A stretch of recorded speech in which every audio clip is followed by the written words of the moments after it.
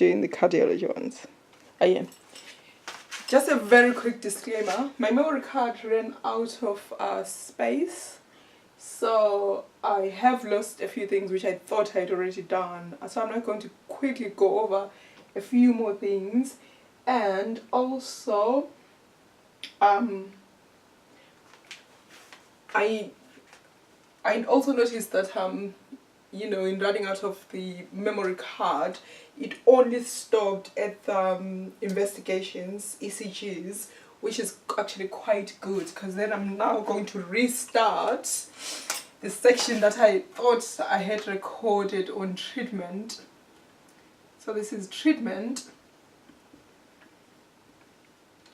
of acute coronary syndromes. And obviously now, based on our findings, we will know whether the patient has a non-STEMI and an acute unstable angina or a STEMI. So we'll start with the non-STEMI. With the non-STEMI and acute angina. Oh my god, non-STEMI and unstable angina. I don't even know why I'm saying acute angina. It's all acute and unstable angina. So the first thing really is obviously continuous oxygen via mask. Obviously continuous oxygen will reduce, the important thing, will reduce pain and help with the breathing, like try and manage the oxygen demand of this unstable pathology that's in the vessel lumen. And then we'll also have to manage pain, so analgesia can be morphine, because these are people who are, you know, terribly unwell in an acute setting. And also, like actually managing the pathology itself, we need immediate start aspirin, chewed, so we say PO but chewed, and this was going to be 325 mgs. Obviously this is an acute dose. This, although aspirin is going to be given for life, it will then have to reduce to the management dose of 75 milligrams. And then as the point of giving aspirin is that aspirin inhibits platelets, so it specifically inhibits COX-1, which is the enzyme in the arachidonic pathway, arachidonic acid pathway. I wrote this pathway years ago, I think, and unfortunately some of it doesn't rub out, so that's why I left it like that, because I made a mistake, I think, and I used a permanent marker when I was writing some of it. Some of it does rub out, but then what's the point of rubbing all of that out and then just having this sitting there? I'll try and rub it out though today. So it inhibits specifically enzyme COX-1, which obviously causes the activation, is specifically inhibiting the synthesis of thromboxane, which causes platelet activation and vasoconstriction. So in inhibiting that, we inhibit platelet activation, and we also stop vasoconstriction.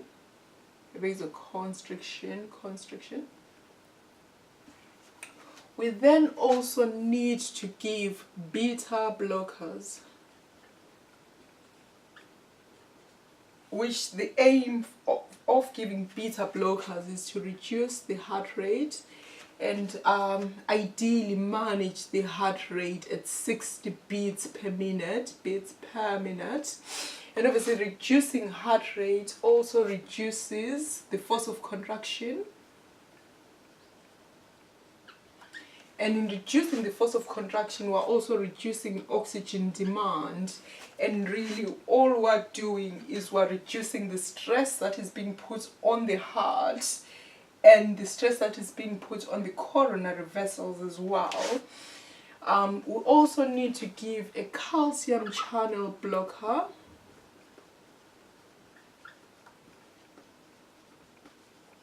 And again, a calcium channel blocker as well works similarly in the sense that it will reduce the force of contraction.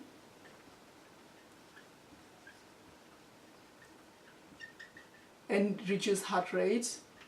Because obviously we need calcium in order to... So beta blockers and calcium channel blockers really, I would say, work in a similar way, in the sense that they both work on another pathway which I have already there. So this is the blocking of the beta receptor, of the adrenergic receptor. So obviously the function of the receptor is to increase the intracellular concentration of calcium. So therefore, beta blockers and calcium blockers work similarly. We also need to give anticoagulants.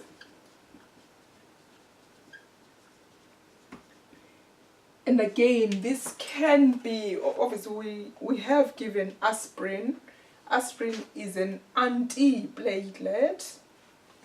Anticoagulants specifically focusing on stopping the coagulation cascade. So we can, in terms of anticoagulants, we can give things like warfarin.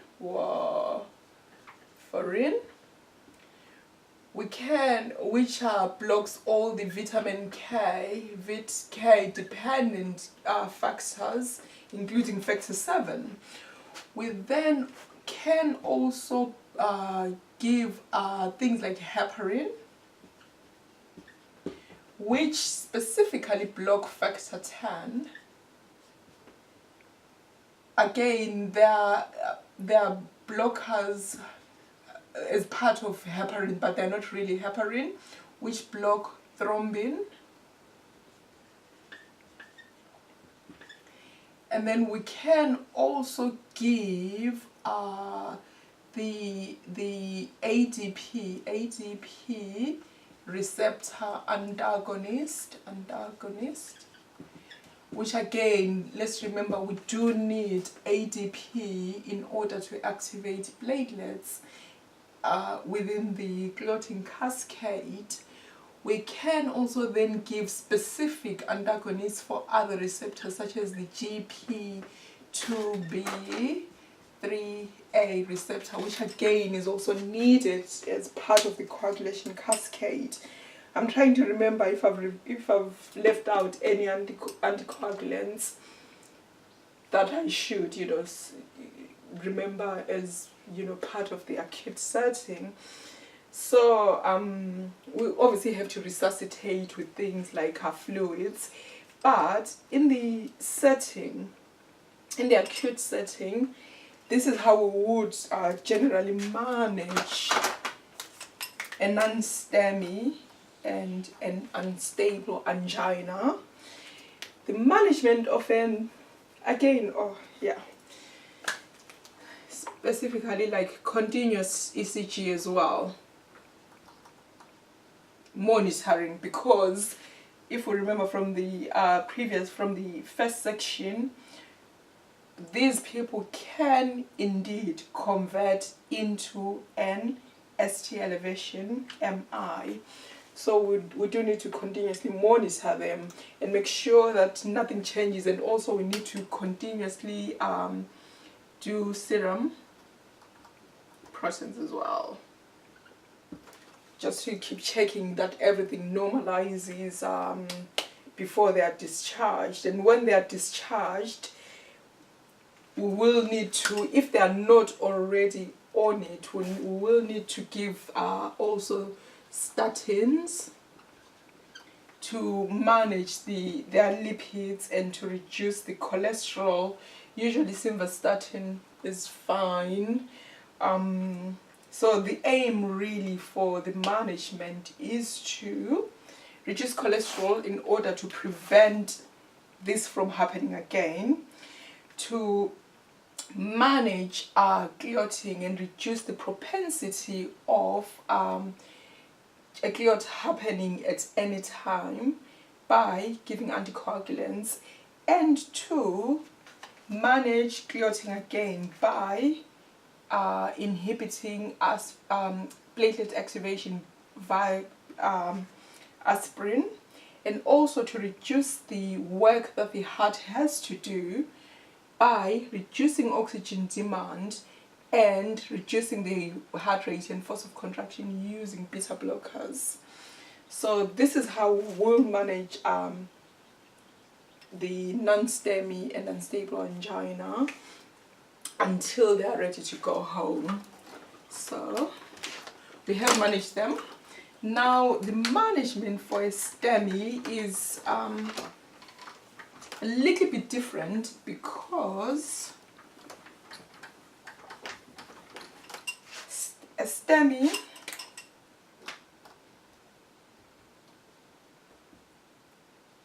total occlusion of the vessel. So therefore the aim really is to reperfuse as quickly as possible. And while we will give all the other medication that we gave to the non-STEMI and unstable angina patients, including aspirin, including oxygen, including beta blockers, we will not give channel blockers. However, we will focus on opening the vessel as quickly as possible, and we do this by giving thrombolytics. And thrombolytics really can either be the tissue activated plasminogen activator, or RPA, which again is similar. There is also streptokinase.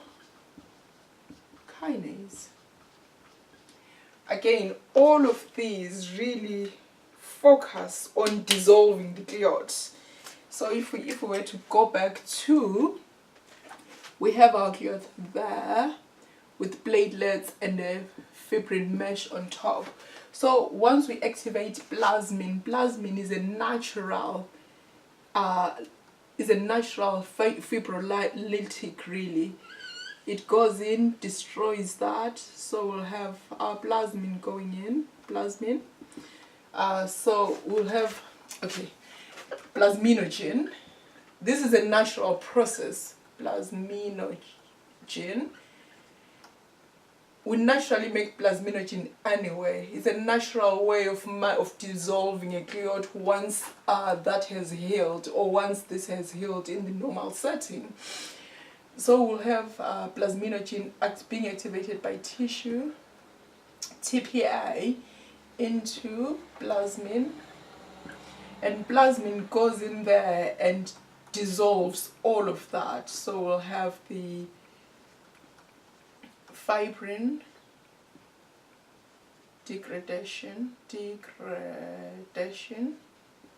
products.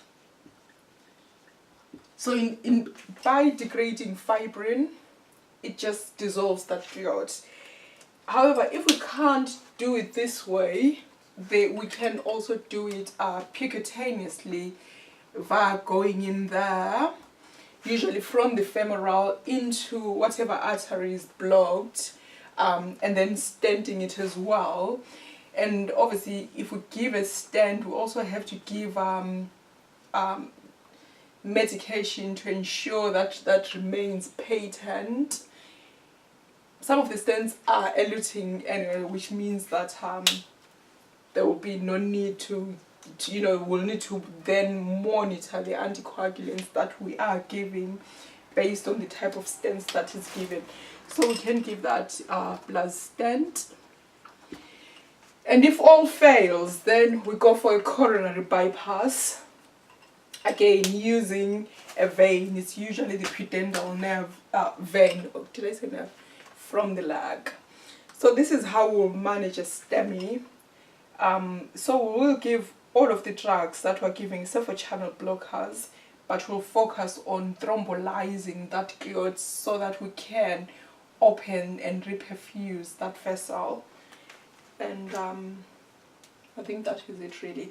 And in terms of knowing whether the patient has been successfully reperfused, we can do this via ECG. And if you remember, the pathological ECG will look like something like this with ST elevation.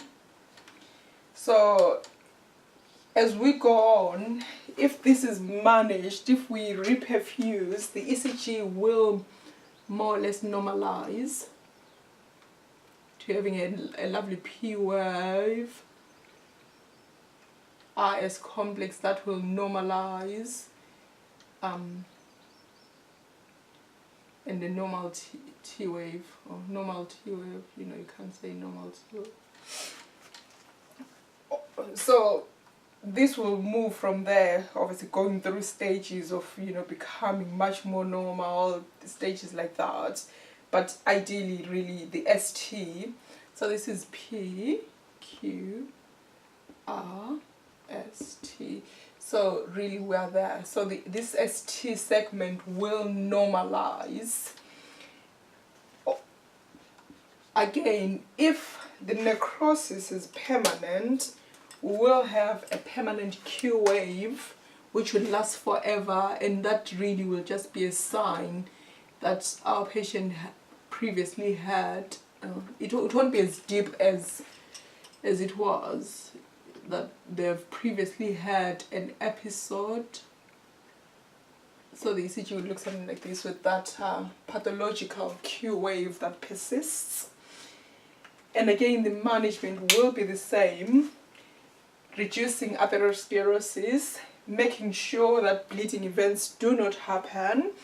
Lifestyle changes will still apply as well, as in change of diet, increase activity and exercise, manage any other underlying pathologies that increase the risk of having atherosclerosis, such as diabetes, and then dyslipidemias.